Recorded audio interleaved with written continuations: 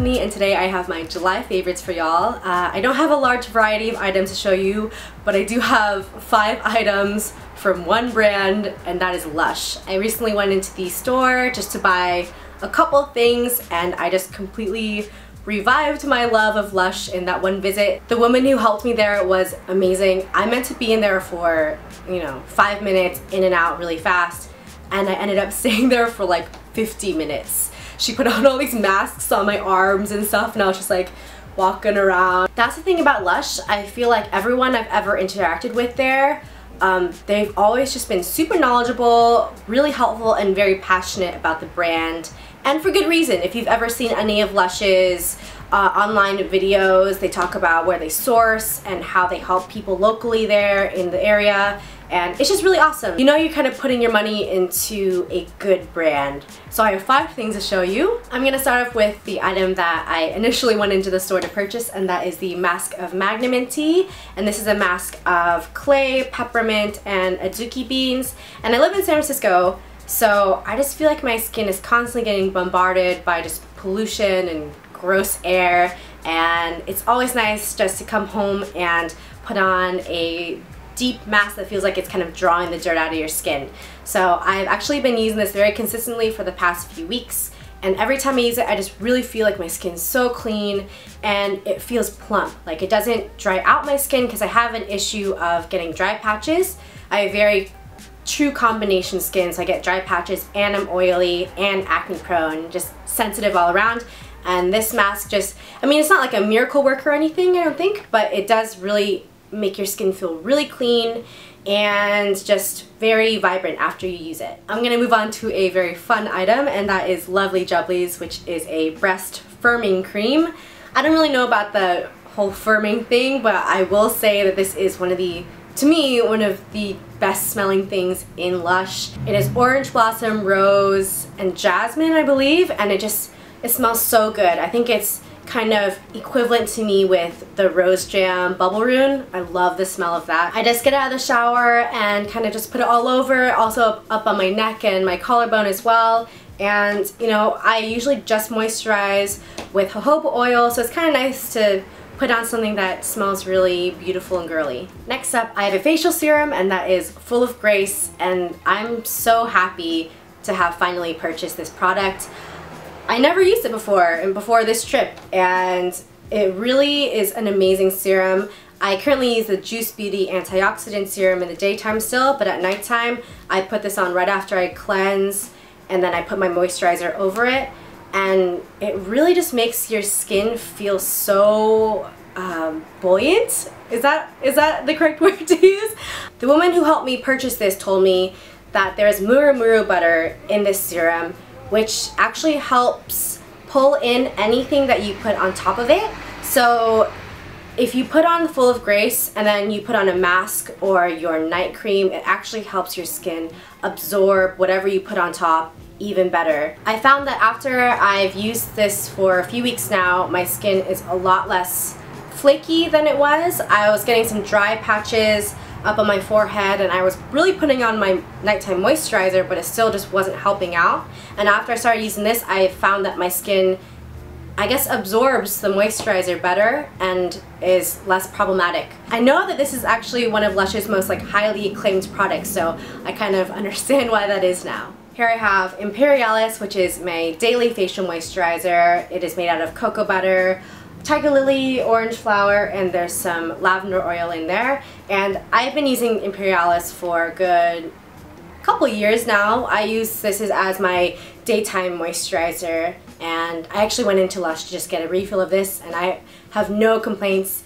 It is so good for my sensitive skin. It's a really great daytime moisturizer to use underneath my foundation. I'll put this on after I put on my serum after cleansing my face, and then I'll put my face on. And I find that this is an amazing base because I feel like a lot of daytime moisturizers are drying, or they're just not as moisturizing as they should be, and obviously nighttime moisturizers are just way too heavy to wear in the daytime, and I find that this is just the perfect balance. If you have sensitive skin or if you have issues trying to find a daytime moisturizer, I definitely recommend Imperialis. My last item is something that I've been enjoying using, but I'm really still on the fence about, and it is the Enchanted eye cream. And I know in my last video I spoke about the Olay eye cream and how I was working out for my dry eyelids, but after using it for a few more days I just kind of realized maybe it wasn't working as well as I thought it was, so I went ahead and bought this.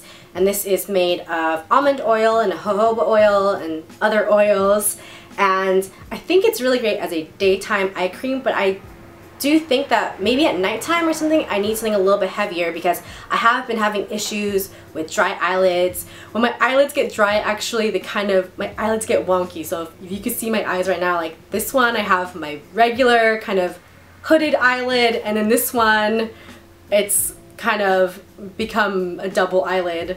I don't know. I'm sure, does this happen to you?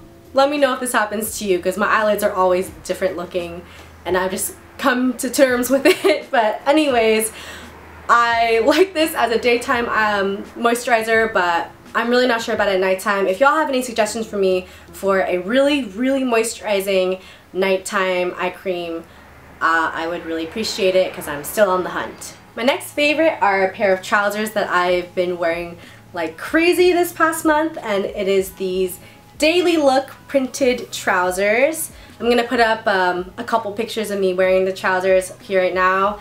I have been wearing these like crazy. I actually had to stop myself from wearing them the other night because I was like, wait, have I worn these 3 days in a row? And they're very loud. So if I see the same people over and over again, you know, they're gonna be like, does she not own any other outfits? But actually that's how I wear clothes, is I just wear the hell out of them and then I get sick of it.